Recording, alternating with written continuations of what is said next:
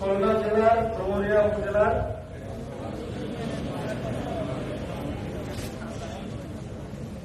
ইউনিয়নের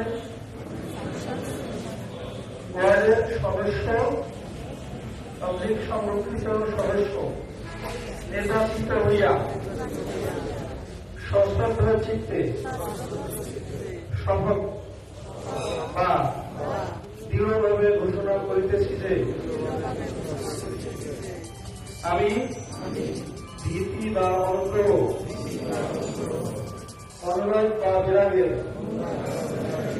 বশবর্তী না হইয়া সকলের প্রতি আইন অনুযায়ী এবং সততা, নিষ্ঠা ও বিশ্বাসতার সহিত আমার পদের দায়িত্ব ও কর্তব্য পালন করিব।